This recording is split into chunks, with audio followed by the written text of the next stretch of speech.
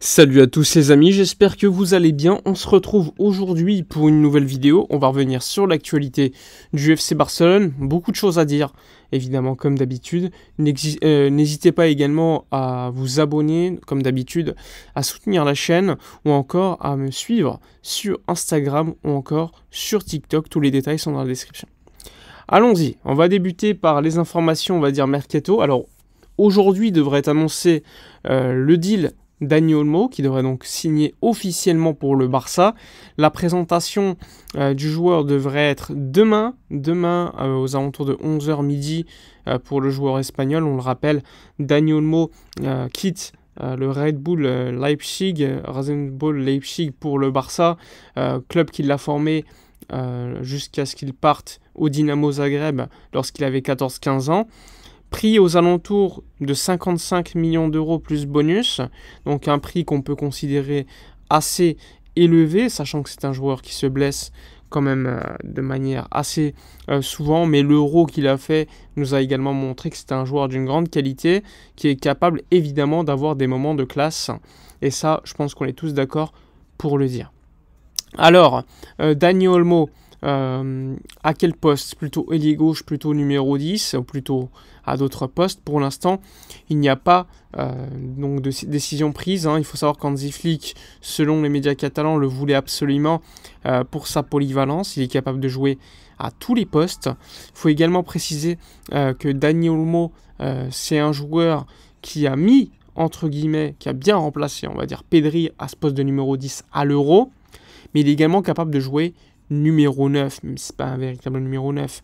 On l'a vu avec la sélection espagnole avant l'Euro, avant que Morata revienne. Mais il est capable également de jouer à ce poste d'ailier gauche, qui est un poste sinistré à Barcelone depuis déjà quelques saisons, même si encore une fois, le profil du joueur n'est pas celui d'un ailier comme on l'espère à Barcelone. C'est ainsi que le dossier Nico Williams est toujours en suspens, toujours en activité. Les médias catalans hier nous ont parlé de ce dossier, alors qu'évidemment on pensait qu'il était clos suite à la vidéo du joueur où il annonce son retour à l'entraînement avec l'Athletic Club de Bilbao. Il faut savoir que la direction a fait sortir dans tous les médias, a transmis à tous les journalistes proches du Barça que l'opération n'était pas finie, pas terminé, et que le Barça avait toujours une capacité, une possibilité de pouvoir signer le joueur. Économiquement, c'est faisable, mais il faut convaincre le joueur. Donc ça, encore une fois, c'est la même rengaine depuis le début de ce dossier. On va pas trop s'attarder dessus parce que je pense que, comme moi, vous en avez un petit peu marre, on va voir.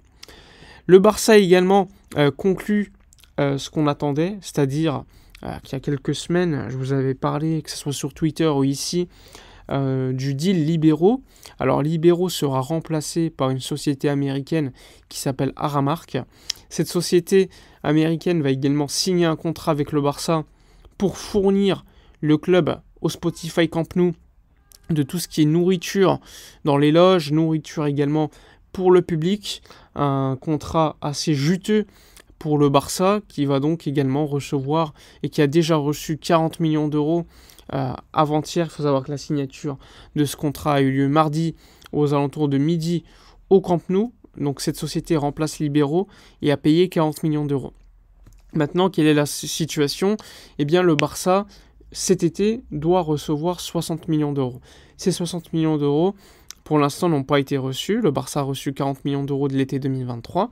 Maintenant, l'été 2024, tu as 60 millions d'euros en attente qui, lors des prochains jours, prochaines semaines, seront payés par les sponsors du club, Nike, Spotify ou encore une fois Aramark, qui devrait acheter des parts supplémentaires du Barça Studios, qui était le problème qui bloquait un petit peu nos capacités d'enregistrement. Il faut savoir qu'avec ce deal, le Barça, une bonne fois pour toutes, pourra cette fois-ci revenir à la fameuse règle du 1 pour 1. Alors quand?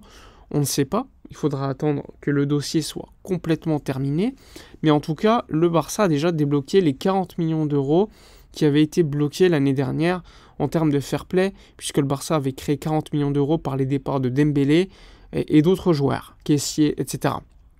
Ces 40 millions d'euros avaient été bloqués, et donc le Barça ne pouvait pas utiliser ces 40 millions d'euros de fair play.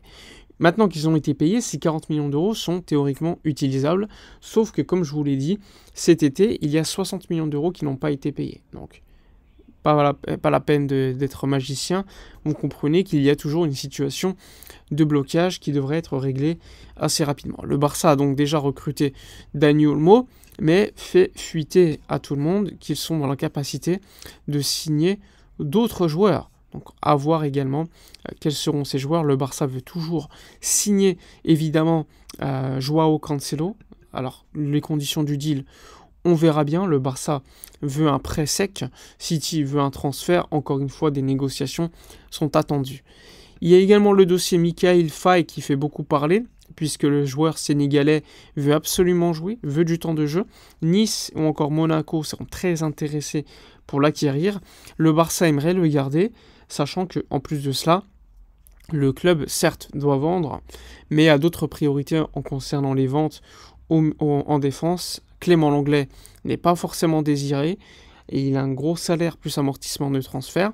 Également le dossier donc d'Inigo Martinez, qui n'est pas une priorité pour Hansi Flick, mais qui là aussi n'est pas enregistré, mais qui a un salaire élevé. Il y a également le dossier Eric Garcia, qui lui plaît par sa polyvalence à Flick, mais qui honnêtement, après une bonne saison à Gérone, on peut se poser la question s'il faut le vendre ou pas. En bref, le marché des défenseurs centraux à Barcelone est assez bouché et une solution doit être trouvée assez rapidement par Deco, qui a plein de réunions prévues de toute façon cette semaine concernant le marché des centraux. Il y a également le dossier Victor Roque, le joueur brésilien n'est pas en odeur de sainteté à Barcelone. Il est poussé sur la rampe de sortie, sachant que la Lazio a déjà fait une offre que le Barça a refusée, pas suffisante.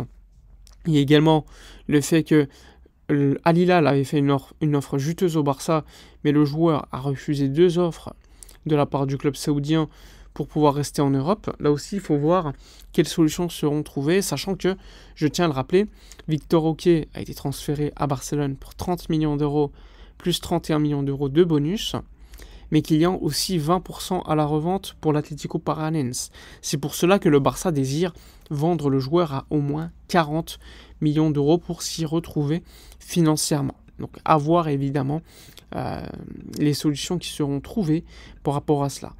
Plutôt un prêt ou un départ transféré, l'agent avait déjà tranché en disant qu'il fallait il fallait privilégier un départ et un transfert parce qu'un prêt était inutile, puisque les clubs, quand tu es prêté, ne te font pas forcément confiance à 100% puisque tu vas repartir à la suite. Il faut savoir également que le Barça ne l'a toujours pas enregistré. Ça aussi, c'est un autre sujet. Et pour cela, il faudra des départs nécessairement. Voilà pour toute l'actualité du Barça. L'officialisation de Dani Olmo est attendue. On verra les autres dossiers. N'hésitez pas comme d'hab à donner votre avis dans les commentaires. Likez, commentez, partagez. Moi, je vous dis à la prochaine. Et d'ici là, comme d'habitude, portez-vous bien.